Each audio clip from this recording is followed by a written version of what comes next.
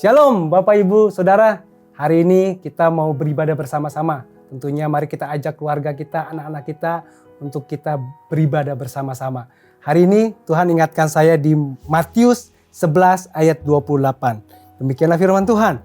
Marilah kepadaku semua yang letih lesu dan berbeban berat. Aku akan memberikan kelegaan kepadamu. Wow, hari ini Bapak Ibu Saudara, kalau kita sedang mengalami sesuatu, mungkin kita sedang lelah, capek, hari ini yuk kita mau datang kepada Tuhan. Ketika kita beribadah, kita percaya di dalam pujian penyembahan, kita akan mendapatkan kekuatan yang baru. Kita mau berdoa hari ini, Tuhan, kami mau siapkan hati kami Tuhan. Kami percaya ketika kami di dalam penyembahan-Mu Tuhan, kami akan disegarkan, kami akan dipuaskan Tuhan. Hari ini Tuhan, kami mau bersorak-sorai untuk kemuliaan nama-Mu Tuhan. Hanya di dalam nama Tuhan Yesus Kristus, kami berdoa dan mengucap syukur. Amin. Haleluya. Shalom jemaat Tuhan. Mari sama-sama hari ini kita mau datang beribadah kepada Tuhan. Amin. Kami tinggikan Engkau, Tuhan yang hebat buat setiap kami. Kau yang hidup di dalamku, menjadikanku lebih dari pemenang. Seluruh bumi tinggikan nama-Mu, menyatakan kebesaran dan keagungan-Mu. Yesus, Tuhanku pemenang, Raja segala raja. Perbuatan-Mu ajaib dan perkasa. Kaulah Tuhanku yang hebat, kuasa iblis dikalahkan, surga bumi bersorak. Amin. Biar surga bumi bersorak bagi nama-Mu Tuhan. Amin. Mari dengan antusias sama-sama katakan, Kau yang hidup di dalamku, menjadikanku lebih dari pemenang. Seluruh bumi, tinggikan nama-Mu, menyatakan kebesaran dan keagungan-Mu. Yesus, Tuhanku pemenang, Raja segala raja. Perbuatan-Mu ajaib dan perkasa. Kaulah Tuhanku yang hebat, kuasa iblis dikalahkan, surga bumi bersorak. Amin. Kami mau sorakan kebaikan-Mu buat setiap kami Tuhan. Engkau Allah yang hebat, Allah yang tak tertandingi oleh apapun. Haleluya.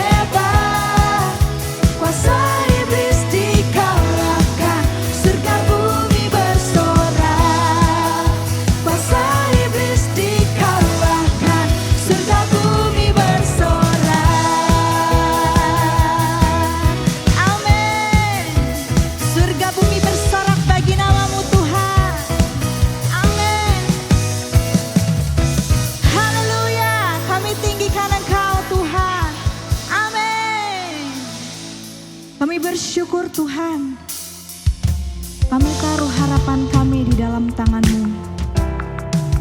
Kasih-Mu, karya-Mu yang besar buat setiap kami Tuhan, penebus setiap hidup kami.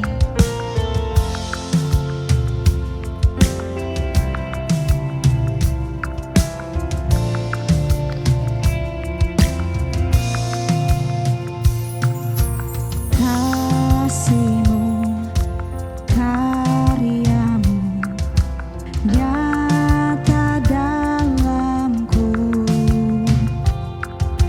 Kau pegang hidupku.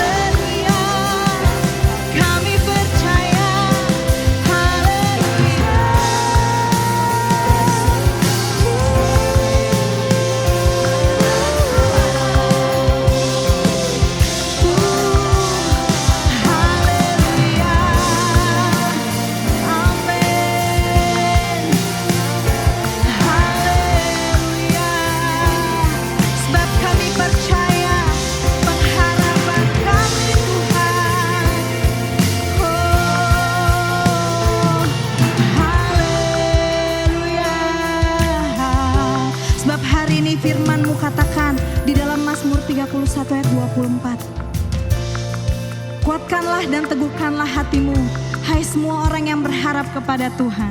Hari ini percayalah bahwa ada pengharapan di dalam Tuhan. Harapan kami hanya di dalam tangan-Mu Tuhan. Kami percaya kami aman di dalam tangan-Mu. Sebab itu hari ini kami mau taruh pengharapan kami di dalam-Mu. Hari ini kami percaya Tuhan, gak ada yang sanggup mengasihi kami selain Engkau. Hari ini mari percaya bahwa pengharapan-Mu ada di dalam tangan Tuhan. Hari ini kuatkan, teguhkan, percayalah bahwa Dia Allah yang setia bagi setiap hidupmu. Kami percaya, kami mau nyatakan dengan iman kami Tuhan, pengharapan kami ada di dalam Engkau. Amin. Amin. Harapanku di dalam-Mu, hanya Kau Yesus kuatku. Ku percaya, ku aman dalam-Mu. Harapanku di dalam-Mu, hanya Kau Yesus kuatku. Ku percaya, ku aman dalam-Mu.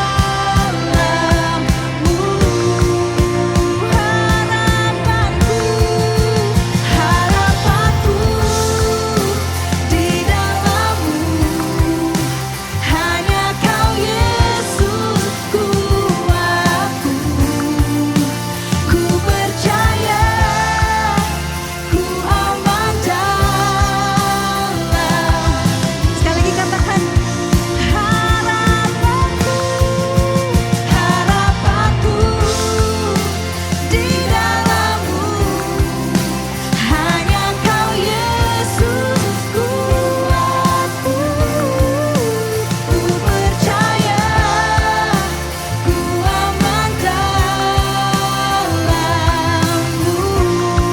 Ku percaya, ku aman. Ku percaya, ku aman dalam-Mu.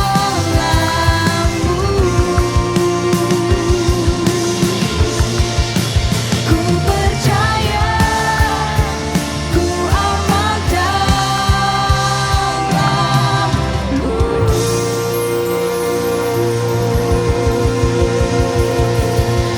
Amin. Amin. Kami percaya pengharapan kami ada di dalam tangan-Mu. Terima kasih Tuhan, kami bersyukur di dalam nama Yesus. Haleluya. Amin. Shalom, senang menjumpai seluruh jemaat Abalov Taman Palem. Kita sudah memasuki sebentar lagi di akhir tahun dari 2021. Dan tema kita pada bulan November dan Desember ini, bagaimana kita menjadi pribadi, jemaat dan keluarga yang hidup di dalam rencana yang Tuhan sudah berikan dan kita mengenapi kemuliaannya.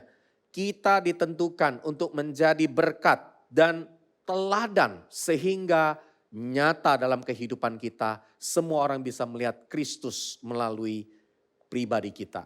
Puji Tuhan, saya ingat dengan tema yang kita dapatkan ini, saya mau mengajak kita melihat di dalam Daniel pasal yang ke-11, ayat yang ke-32b.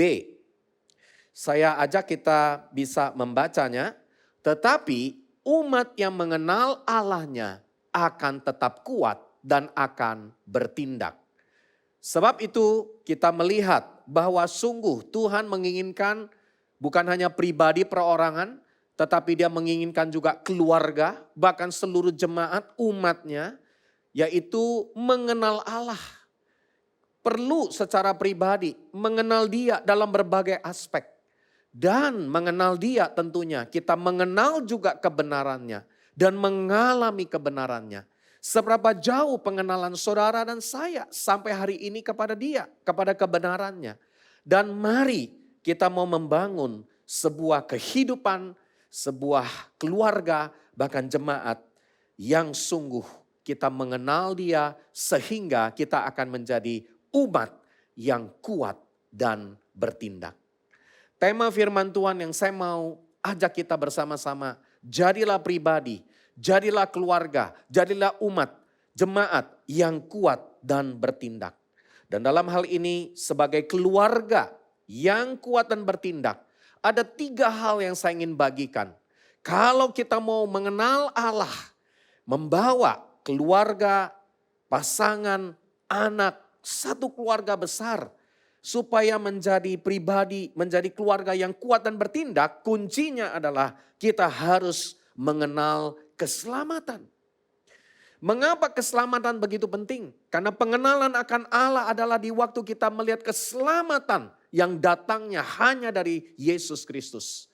Saya ingat dengan satu pernyataan dalam 2 Petrus pasal 2 ayat yang kelima. Mengapa saya mengutip dan mengambil ayat ini? Karena saya percaya bahwa ini adalah isi hati dari seorang kepala keluarga yang bernama Nuh. Untuk menyelamatkan satu keluarganya dari air bah, dari kemarahan Tuhan. Dan dikatakan dari ayat ini, dan jikalau Allah tidak menyayangkan dunia purba, ya pada masa itu, ya Tuhan begitu marah, Tuhan dalam tanda kutip menyesal karena manusia sudah berbuat dosa dan menjauh dari Tuhan. Dan diperingatkan dan tidak pernah bertobat. Tetapi ada satu pribadi yang bernama Nuh.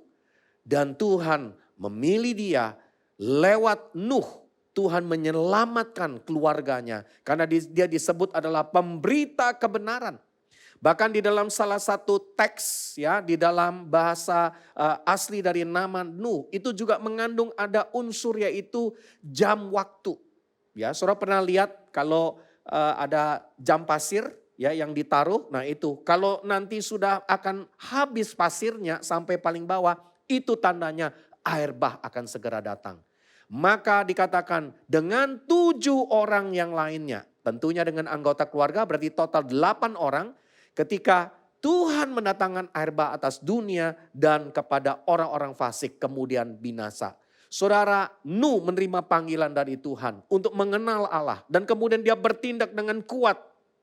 Dan dia dipakai Tuhan menyelamatkan keluarganya, membawa keluarganya untuk melihat hal yang baru, sebuah dunia yang baru. Di waktu sesudah 40 hari air bah melanda di dalam bumi pada waktu itu.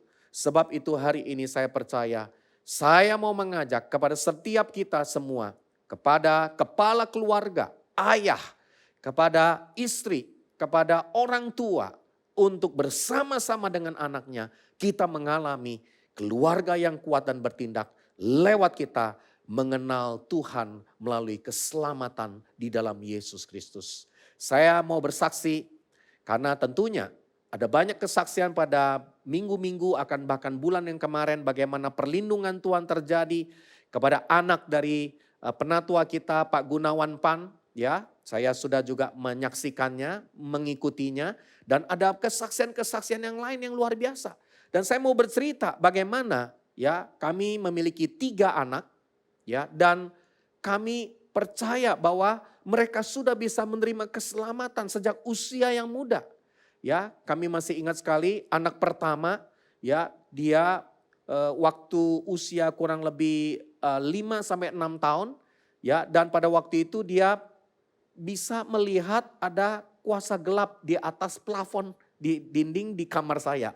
Ya, plafon atas di kamar saya. Waduh, bayangkan. Saya aja nggak pernah lihat. Dia bisa melihatnya. Dan kemudian apa yang terjadi? Di saat dia melihatnya dan dia begitu ketakutan.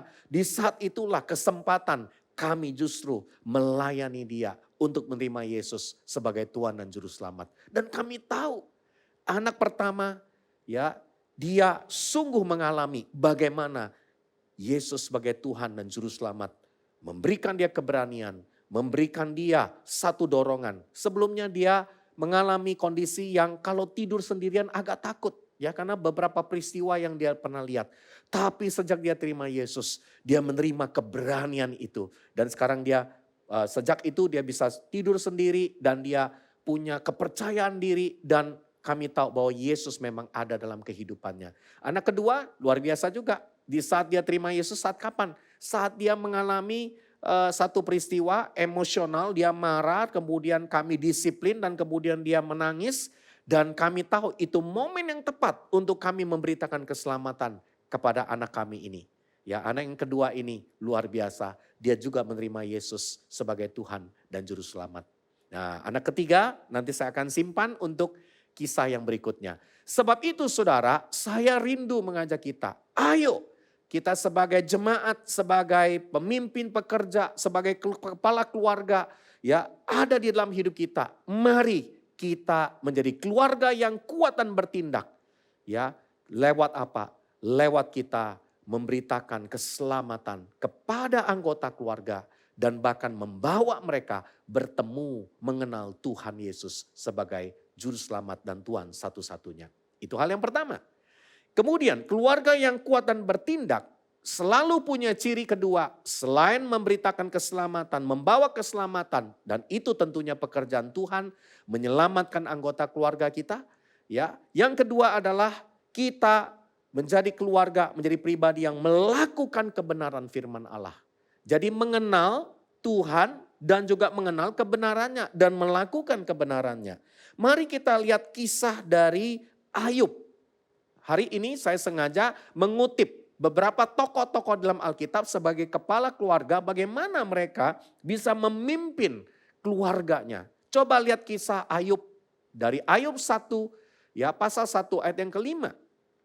Menarik sekali, ada 42 pasal dari kitab Ayub. Dan kita tahu Ayub biasa digambarkan adalah pribadi yang mengalami penderitaan yang begitu panjang. Tapi perhatikan, Ayub pasal pertama ternyata dia juga seorang kepala keluarga yang luar biasa. Setiap kali pada hari-hari pesta telah berlalu, ya jadi ini berarti keluarga kaya, ya banyak pesta yang mereka lakukan, ya dan mungkin cukup panjang hari-hari pestanya. Ayub memanggil mereka. Siapa yang dipanggil? Ya, dan menguduskan mereka. Keesokan harinya, pagi-pagi, bangunlah Ayub dan mempersembahkan korban bakaran sebanyak jumlah mereka sekalian, sebab pikirnya. Mari kita baca. Mungkin anak-anakku sudah berbuat dosa dan telah mengutuki Allah di dalam hati. Demikianlah, perhatikan baik-baik. Demikianlah dilakukan Ayub senantiasa. Wow, jadi Ayub begitu luar biasa. Sebagai seorang ayah, setiap kali dia tahu anak-anaknya sudah mungkin pesta, ya mereka mungkin juga berbagai hal mereka lakukan. Tapi Ayub memanggil mereka, berarti dia menjadi ayah yang bertanggung jawab. Dia panggil anak-anaknya, dia menguduskan anak-anaknya. Saya percaya dia juga melakukan mesbah keluarga. Dia pasti ya saat itu bahkan dikatakan mempersembahkan korban di hadapan Tuhan. Ya, dan dia bilang jangan sampai anak saya buat dosa dan mengutuki Allah. Maka dia bersyafaat buat anak-anaknya, mewakili anak-anaknya, mempersembahkan korban supaya Tuhan mengampuni anak-anaknya. Saudara, saya percaya keluarga yang kuat dan bertindak karena mengenal Allah dalam keselamatan yang sudah diperoleh, tapi mereka juga akan menjadi keluarga yang apa? Yang juga menguduskan anak-anaknya. Mereka akan jadi keluarga yang hari ini benar-benar membawa, ya berdoa syafaat, membangun mesbah keluarga untuk anak-anak mereka. Luar biasa. Anak-anak Ayub dijaga oleh karena doa-doa dari kepala keluarga sebagai imam di hadapan Tuhan. Dan bukan hanya itu, coba kita perhatikan. Kemudian disebutkan juga ada tokoh yang berikutnya lagi. Ini tokoh yang ketiga. Tadi saya sudah bahas Nuh, kemudian ada Ayub. Sekarang adalah apa? Adalah Abraham. Ya, dikatakan demikian. Ketika Abraham mendengar bahwa anak saudaranya tertawan, maka dikerahkannya lah orang-orangnya yang terlatih. Yaitu siapa? Mereka yang lahir di rumahnya. Ya, jadi Abraham itu belum jadi Abraham, itu tinggalnya nomaden, ya, tinggal di kemah. Ya, cukup panjang dari perjalanan Ur Kasdim kepada tanah perjanjian yang Tuhan janjikan kepada dia. Ya, dikatakan ada berapa? 318 orang banyaknya yang lahir di rumahnya dan mengejar musuh sampai ke Dan. Kemudian dikatakan Ya, dan pada waktu malam berbagilah mereka, ia dan anak hamba-hambanya itu untuk melawan musuhnya. Mereka mengalahkan dan mengejar musuh sampai ke Hobah di sebelah utara Damsyik. Kemudian pada ayat yang ke-16, dibawanyalah kembali segala harta benda itu juga siapa? Lot. Lot itu ditawan. Arti nama Lot, saudara tahu, gelap. Kehidupan Lot, walaupun dia bersama dengan Abraham, dia berada di dalam kegelapan. Hidupnya tidak terbuka. Dan itu dikatakan anak saudaranya itu serta harta bendanya dibawanya kembali. Demikian juga perempuan-perempuan dan orang-orangnya. Jadi Abraham pada waktu itu dia mengutus 318 orang untuk merebut kembali Lot dan semua saudara-saudaranya. Bahkan harta bendanya diambil kembali. Kenapa? Karena Abraham berhasil melatih, berhasil membawa keluarga besarnya melakukan kebenaran. Maka ini disebut dengan kata terlatih di sini. Kalau saudara perhatikan ada kata terlatih 318 orang. Dalam bahasa yang lebih tepat lagi disebutkan bukan hanya terlatih, berpengalaman, berdedikasi, dan disiplin. Wow. Jadi ini adalah bagian yang kita harus ajarkan. Bagaimana kita melatih anak-anak kita. Melatih mereka supaya mereka punya disiplin, komitmen berdedikasi di dalam kebenaran firman Tuhan. Saya mau ajak kita lihat ada satu foto tentang siapakah ini? Ini anak saya yang ketiga. Ya, anak saya yang ketiga yang wanita, ya anak kami, ya. Dan dia lagi baca firman Tuhan. Ini sudah foto dari karena sekarang sudah 16 tahun, berarti ini sudah foto sekitar 10 tahun yang lalu, ya, 11 atau 12 tahun yang lalu. Sejak awal istri saya tentunya karena Kak Friska lebih banyak di rumah, kami bersama-sama, tapi memang dalam hal ini lebih banyak Kak Friska yang mengajak ya karena ada di rumah. Komitmen untuk membacakan firman Tuhan kepada 3 anak sejak dalam kandungan. Jadi istri saya ya Kak Friska waktu mengandung hamil itu kami sudah punya komitmen selalu membacakan firman. Dan saya selalu membacakan firman dari mana? Kitab Amsal. 31 pasal. Kenapa? Karena saya tahu ya kami tahu bahwa Amsal membuat orang tuh jadi berhikmat. Ya, 31 hari menunjukkan 31 hari-hari yang harus kita jalani dengan hikmat dari Tuhan. Lalu kita juga bacakan kitab Mazmur, kemudian kita bacakan kitab Injil, boleh dikatakan hampir seluruh Alkitab Perjanjian Lama dan Perjanjian Baru kita bacakan. Nah, komitmen membacakan firman Tuhan kepada 3 anak sejak dalam kandungan sampai mereka lahir dan akhirnya bisa membaca sendiri ya karena sebelumnya mereka tentunya sebelum bisa membaca sendiri, kita yang harus membacakan itu. Seperti firman Tuhan mengatakan. Nah khusus kepada anak wanita kami ini, sejak dia kecil kalau dibacakan firman Tuhan selalu duduk dan tertib. Ya anak wanita ya, duduk dan tertib. Kalau misalnya kita belum bacakan firman Tuhan hari itu, dia akan jalan dan bawa Alkitab minta kita bacakan. Wow. Begitu menyenangkan sekali ya. Makanya kita bersyukur apa yang ditabur firman Tuhan yang sudah mereka dengar tidak akan pernah kembali dengan sia-sia. Luar biasa sekali ya. Jadi ini adalah memang foto sudah belasan tahun yang lalu yang masih disimpan. Sebab itu dikatakan 3 Yohanes 1 ayat yang keempat. Kita lihat ayat ini. Bagiku tidak ada sukacita yang lebih besar daripada mendengar bahwa anak-anakku hidup di dalam kebenaran. Sebab itu saya mendorong kepada ayah-ayah, ibu-ibu, orang tua, semua kita termasuk anak-anak muda yang dalam persiapan pernikahan. Ingat, sejak ada engkau nanti satu hari menikah, hamil ya, yang wanitanya, bacakan firman Tuhan. Dan sejak anak-anak juga bacakan buat mereka. Dan kami bersyukur ini foto terakhir per 2021 3 anak kami ya 2 putra 1 putri. Hari ini mereka sudah semakin bertambah besar, grow up ya yang wanita sudah jadi gadis remaja dan kami percaya, kami bersyukur mereka hidup di dalam kebenaran firman Tuhan. Dan yang terakhir, sebagai keluarga yang kuat dan bertindak. Kalau kita mau jadi keluarga yang menjadi teladan, menjadi contoh, menjadi berkat sehingga kemuliaan Tuhan dinyatakan, kita mesti mengerti misi Allah. Jadi bukan hanya kita mengenal Tuhan lewat keselamatan, bukan hanya sekadar kita mengajarkan kebenaran kepada anak-anak kita, kepada generasi kita, kepada gereja Tuhan. Tapi kita juga harus menjadi keluarga, menjadi orang tua yang mengerti misi Allah dalam hidup kita. Coba kita lihat di dalam tokoh yang bernama Yosua. Jadi semua ini ada tokohnya.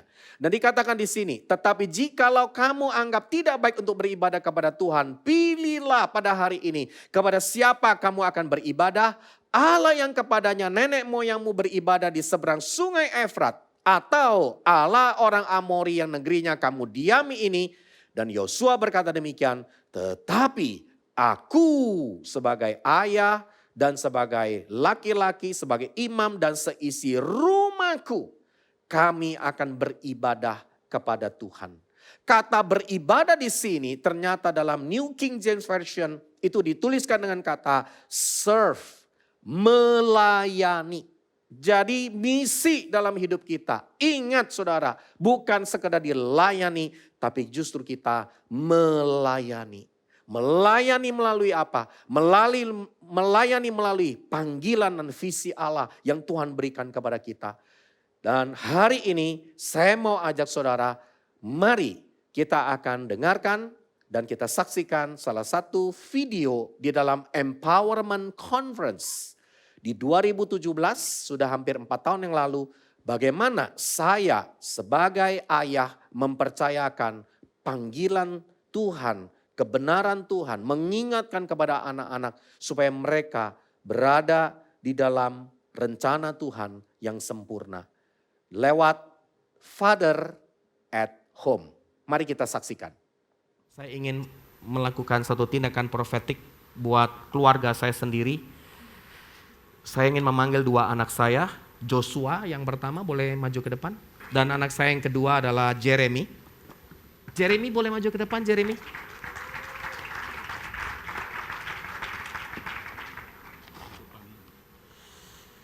Dan 2 anak saya ini mereka masih sangat muda dan ini adalah Alkitab Papa dari sejak tahun 2000-an. Yang saya baca ada kertas yang saya coret-coret, kemudian masih ada brosur-brosur di dalamnya, dan ini Alkitab tidak pernah dibuang, dan ada saya tukang mencatat yang banyak sekali kertas-kertas di dalamnya. Dan hari ini adalah kitab yang saya masih baca dengan build sampai hari ini. Dan hari ini papamu ingin memberikan sebuah warisan. Cintai Alkitab. Yes. Firman Tuhan.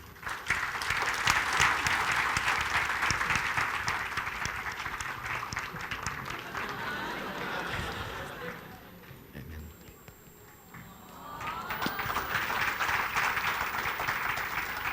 Dan saya pernah dinubuatkan dengan selalu gambar Raja Wali. Dan satu hari istri Kak Edi bernubuat buat saya akan menjadi seorang yang mengingatkan orang. Lonceng. Ini yang mungkin bikin tekanan-tekanan itu ya. Bunyinya.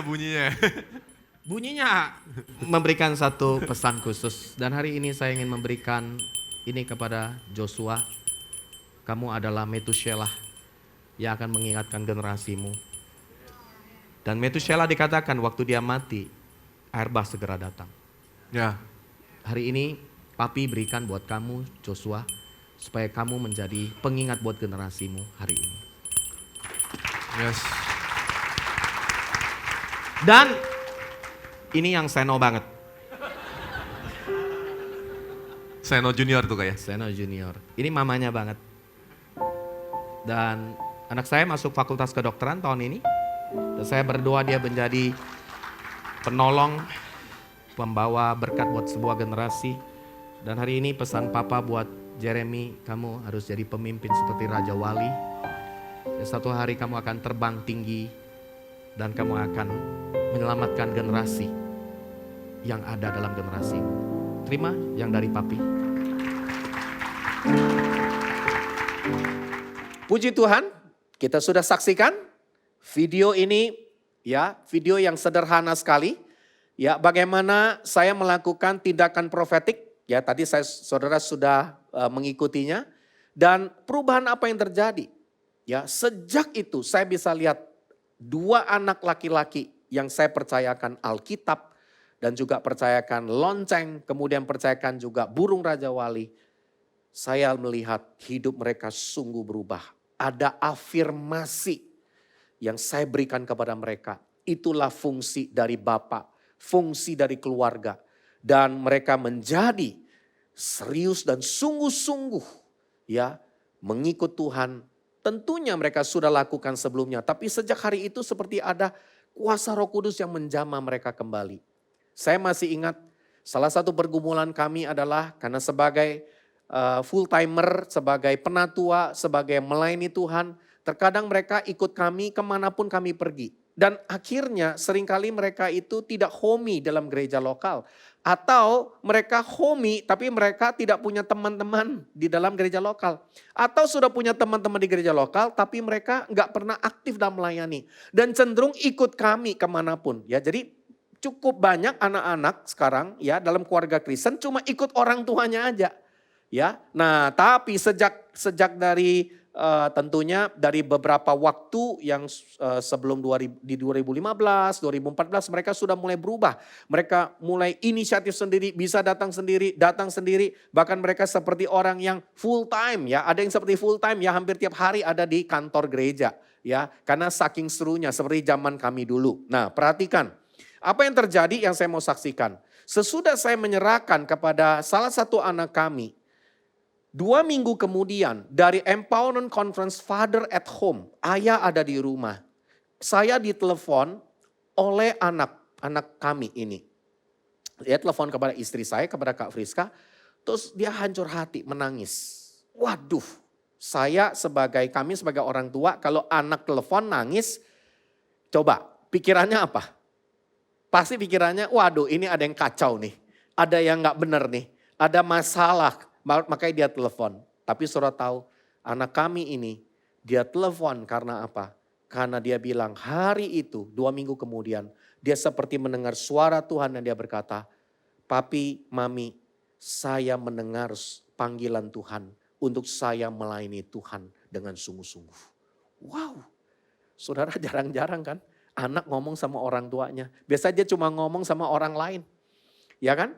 Tapi hari itu dia dapat panggilan Tuhan. Maksudnya dia dapat tuh Tuhan ngomong apa sama dia. Dan dia hancur hati. Itu saya masih ingat saudara bagaimana Tuhan memanggil saya melayani Tuhan sepenuh waktu. Saya nggak tahan, air mata mengalir. Dan saya bilang Tuhan saya mau melayani Engkau dengan sepenuhnya. Saudara kalau saya ingat momen itu. Saya nggak bisa menahan rasa haru di dalamnya. Karena saya tahu siapa saya, siapa kita. Karena dia sudah memanggil kita dengan misi Allah yang luar biasa. Saudara, sejak hari itu anak kami ya, yang pertama ini dia mengalami perubahan begitu luar biasa. Dan dia akhirnya, saudara bisa lihat ya, ada foto kedua bagaimana dia memimpin Komsel ya, foto yang kedua ya, bagaimana dia memimpin Komsel.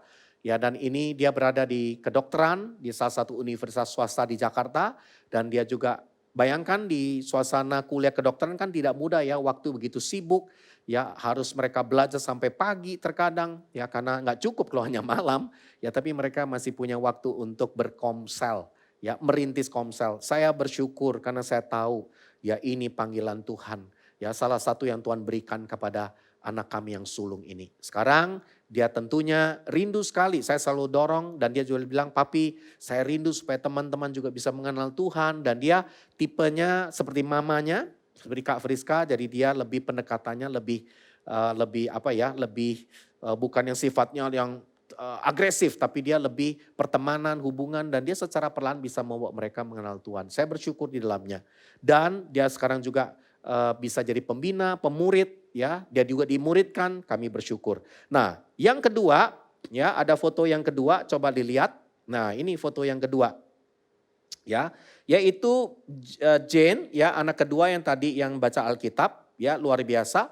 Nah, ini ada foto anak, siapa anak ini? Ya, nah, saya ceritakan. Ini saya ambil kisah dari istri saya yang menuliskan, waktu anak kami yang wanita ini lulus SD setelah ujian nasional, istri saya jalan untuk makan bersama dengan dia, ya, dengan Jane. Di situ tiba-tiba anak wanita kami bilang, Jane mau punya anak. Waduh, kan belum menikah ya kok mau punya anak. Maksudnya apa? Oh, ternyata kaitannya dia mau menyekolahkan anak. Karena dia melihat istri saya, Kak Friska, kan mengelola Sahabat Anak Bangsa. Ya, pelayanan yang sudah dilakukan hampir belasan tahun, sudah menyekolahkan, membiasiswakan ratusan anak-anak yang tidak mampu dari jemaat khususnya, ya, yang ada di Abalev, ya, dan pada waktu itu dia melihat bagaimana mamanya, ya, istri saya Kak Friska bisa menyekolahkan, ya, tentunya berkat dukungan dari banyak donatur, dan ya akhirnya, ya, istri saya Kak Friska mencarikan anak yang kecil supaya Jane bisa adopsi untuk disekolahkan oleh dia. Ya, dan tentunya tahu ya yang adopsinya anak kami ini yang diadopsi namanya juga Joshua. Ya, anak dari salah satu tim yang ada di Abalev Barat. Ya, anaknya dan dia sekolah ada di Tunas Bangsa. Ya, menyekolahkan Joshua, dan waktu disekolahkan Joshua waktu itu TK, sekarang sudah kelas 4 SD. Ya, jadi sudah hampir 6 tahun ya, mungkin 5 atau 6 tahun ya. TK kan ada TKA, TKB gitu kan. Dan kemudian yang pasti ya yang mengeluarkan dananya ya orang tuanya. Ya, tapi ini dana yang kami berikan kepada dia sebagai uang saku dan dia sisihkan ya untuk membiayai dari anak tersebut. Saudara, kita begitu bersyukur kalau kita bisa melihat bagaimana Tuhan ya membawa anak-anak kita di dalam misi dan rencana Tuhan. Ada amin saudara? Puji Tuhan, saya berdoa buat saudara yang mendengarkan dari Zoom atau YouTube live atau apapun. Silakan saudara bisa berikan komen, berikan like kalau saudara bilang, Tuhan kami sungguh rindu ada misi Allah dinyatakan buat keluarga kami. Dan anak kami yang kedua sekarang, ya dia agak tipe seperti saya dan dia cukup ajak teman-temannya, bawa jiwa-jiwa ada bersama di komsel, di komunitas dan mengenal Yesus. Ya, saya bersyukur. Itu yang dibilang 3 Yohanes 1 ayat 4. Berapa bersuka citanya kita kalau melihat anak-anak kita dalam kebenaran dan hidup dalam jalan-jalan Tuhan. Puji Tuhan, dan ini foto yang terakhir, ya banyak foto ya. Ya, karena saya mau lebih live dan ini foto di waktu wisuda, ya, sarjana kedokteran anak kami yang pertama, dan ini foto di awal tahun juga kami lakukan dan kami bersyukur karena kami tahu mereka ada di dalam rencana Tuhan yang sempurna. Sebab itu di akhir dari firman Tuhan saya mau ajak kita semua bersama-sama, yuk sebagai jemaat di Abalev Taman Palem, sebagai kepala keluarga, sebagai istri, sebagai orang tua, sebagai anak, bahkan semua kita yang sekalipun belum menikah, mari kita bangun kehidupan yang mengenal Allah dan kita pasti kuat dan bertindak. Lewat apa? Lewat keselamatan, mengenal keselamatan itu. Terus kemudian kita melakukan kebenaran yang Tuhan berikan. Dan kemudian kita tahu misi Allah. Maka kita akan menjadi keluarga, jemaat yang menjadi berkat, menjadi teladan dan memancarkan kemuliaan Tuhan.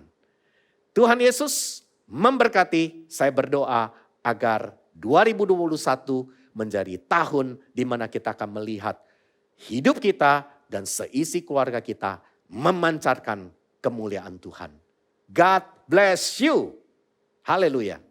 Wow, firman Tuhan yang sangat memberkati kita semua. Kita percaya biarlah itu boleh menjadi benih yang baik buat kehidupan kita. Kita mau terus dengar-dengaran firman-Nya, kita mau lakukan, kita percaya bahwa Tuhan yang akan memberkati setiap kita. Yuk kita mau akhiri ibadah kita pada siang hari ini.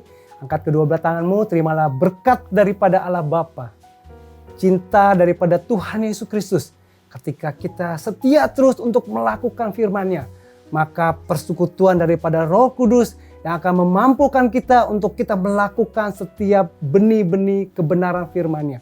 Terimalah berkat ini hanya di dalam nama Tuhan Yesus Kristus. Setiap kita yang terima berkat Tuhan, kita mau katakan amin.